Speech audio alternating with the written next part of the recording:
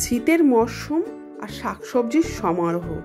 হ্যাঁ, পালং শাকটা আমার খুবই পছন্দের, তাই এই পালং শাক দিয়ে আমি একটা পদ তৈরি করলাম, পালং শাক চচ্চড়ি। আর এই পালং শাক চচ্চড়ির রেসিপিটাই আজ আপনাদের সাথে শেয়ার করতে চলেছি। দেখুন, এখানে পালং শাক নিয়েছি 1 বান্ডিল, এটা আমি কেটে ধুয়ে নিয়েছি। এর সাথে আমি কিছুটা মুলো শাকও কেটে ধুয়ে নিয়েছি। কচু দিয়েছি, বেগুন একটু, আর কুমড়ো, মুলো আর আলু ঠিক একই সাইজের, কিছুটা কাঁচা লঙ্কা নিয়েছি। আর এতে আমি কিছুটা চিংড়ি মাছ নিয়েছি, ছোট্ট ছোট চিংড়ি। এই চিংড়ি মাছটাই শাকেতে, পালং শাকেতে দিয়ে তৈরি করব। পালং শাকটা দারুণ টেস্টি তৈরি হবে। তাই এখানে চিংড়ি মাছটা আমি প্রথমে ভেজে নিচ্ছি। ওখানে একটা কড়া গরম করে নিয়েছি, এতে একটু তেল দিলাম। এই তেলটা কড়াতে ভালো করে বুলিয়ে দিলাম। এবার এই নুন হলুদ মাখানো চিংড়ি মাছটা আমি ভেজে নিচ্ছি। দেখুন, এইভাবে একটু ভেজে নিলাম। এবার সব তুলে নিলাম। এবার এই কড়াতে আরেকটু তেল দিলাম, সামান্য একটু 5 ফোড়ন দিলাম, একটা শুকনো লঙ্কা ছিঁড়ে দিলাম। এবার এই কচু, মূলো এগুলো একটু ভেজে নিচ্ছি।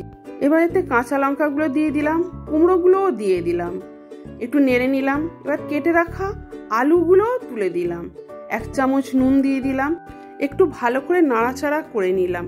1/2 চামচ হলুদ গুঁড়ো দিলাম, আর 1/2 চামচ লঙ্কা গুঁড়ো দিলাম, 1/2 চামচ জিরে গুঁড়ো, 1/2 চামচ ধনে গুঁড়ো, আর 1 চামচ আদা বাটা দিলাম।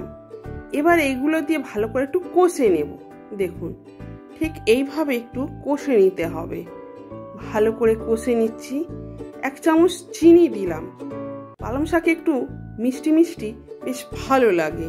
এবার এই কেটে রাখা মূলো শাকটা প্রথমে আমি দিয়ে দিলাম। এবার ভালো করে এটা আমি নাড়াচাড়া করে নেব। দেখুন কিরকম কমে যাচ্ছে শাকটা।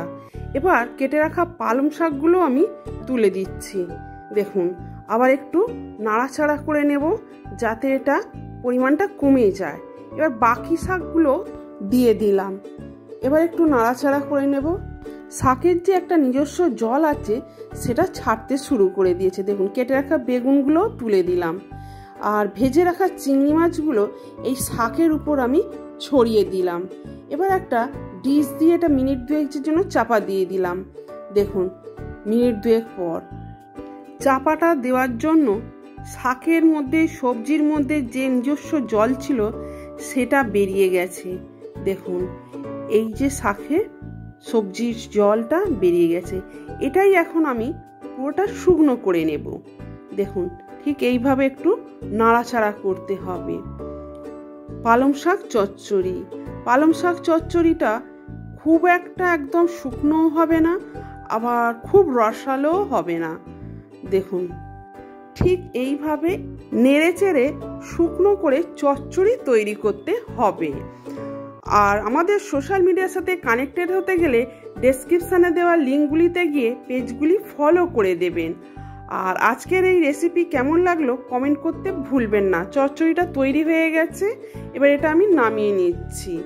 আর এই চচ্চড়িটা যদি ভালো লাগে তাহলে একটা লাইক অতি অবশ্যই করবেন, আর পারলে শেয়ারও করতে পারেন। আর আমার চ্যানেলের যদি নতুন ভিউয়ার্স হন তাহলে সাবস্ক্রাইব করতে ভুলবেন না। আর পরবর্তী রেসিপির নোটিফিকেশান পাওয়ার জন্য বেল আইকনটা অবশ্যই প্রেস করবেন। এই শীতের মরশুমে এইভাবে একবার পালং শাক চচ্চড়ি তৈরি করুন, আর আপনজনেদের রুটি বা ভাতের সাথে পরিবেশন করুন। ধন্যবাদ।